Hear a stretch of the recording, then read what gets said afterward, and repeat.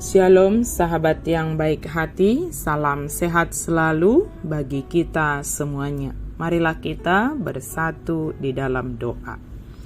Allah Bapa yang kami puji, yang kami muliakan dan yang kami sembah di dalam Yesus Kristus, kami bersyukur Tuhan hari ini kami boleh menikmati waktu ini ya Tuhan. Biarlah kami menggunakan setiap waktu yang Tuhan anugerahkan bagi kami dengan baik dan dengan maksimal. Saat ini kami hendak merenungkan firman Tuhan. Berkenanlah Engkau ya Allah menolong, menuntun kami dalam merenungkan firman-Mu. Dalam nama Yesus kami berdoa dan bersyukur. Amin. Firman Tuhan bagi kita pada hari ini tertulis dalam Roma 6 ayat 6.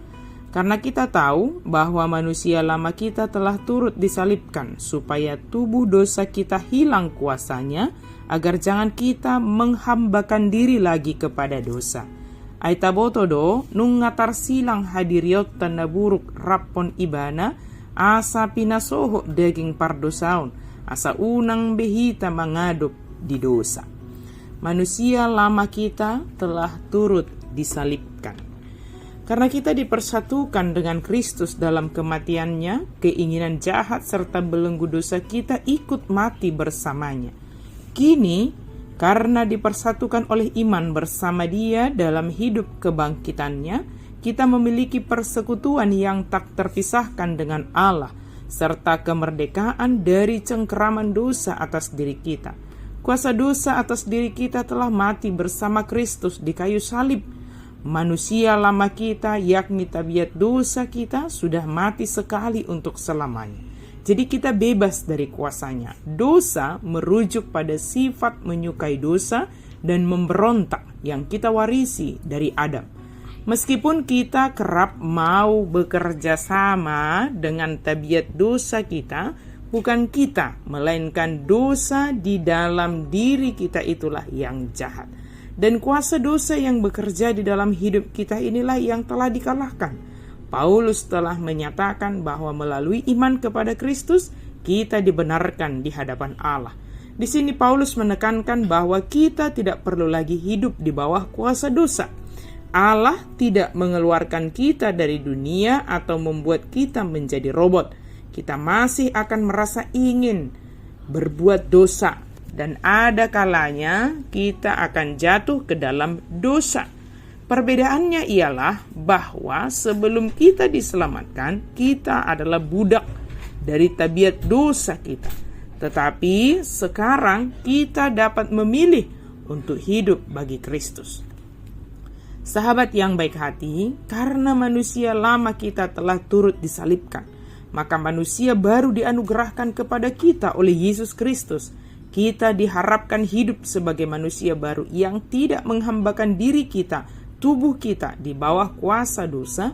Sebaliknya kita hendaknya menjalani kehidupan sebagai manusia baru, yaitu hamba Kristus, hamba kebenaran yang hidup dalam kebenaran dan berdasarkan kebenaran firman Tuhan. Godaan untuk jatuh ke dalam dosa atau dikuasai oleh dosa mungkin selalu mengintai kita. Namun ketika kita dengan kesungguhan hati hidup dalam dan berdasarkan kebenaran firman Tuhan, maka kita akan dimampukan menghambakan diri di bawah kebenaran. Dimampukan menolak kuasa dosa yang sering mengintai dan seolah-olah memberi kemudahan dan kelancaran bagi kita, namun akhirnya akan menuntun kita kepada kebinasaan. Marilah kita hidup sebagai manusia baru, yaitu hamba kebenaran firman Tuhan. Jauhkanlah pikiran kita dari segala kuasa dan godaan dosa yang senantiasa mengintai kita. Kiranya kasih Kristus menuntun dan menolong kita untuk senantiasa setia menjalani hari-hari kita sebagai manusia baru, di mana manusia lama kita telah disalibkan supaya dosa tidak berkuasa atas kita. Amin. Mari kita berdoa. Terima kasih Tuhan untuk firman-Mu. Terima kasih Tuhan untuk anugerah-Mu, untuk kesetiaan-Mu bagi kami. Biarlah kami boleh hidup sebagai hamba kebenaran, menghambakan diri kami kepadamu ya Yesus Kristus, sebab Engkau telah mengalahkan kuasa dosa di dalam tubuh kami ini dan telah menyalibkan manusia lama kami supaya kami hidup sebagai manusia baru, sebagaimana yang Engkau kehendaki.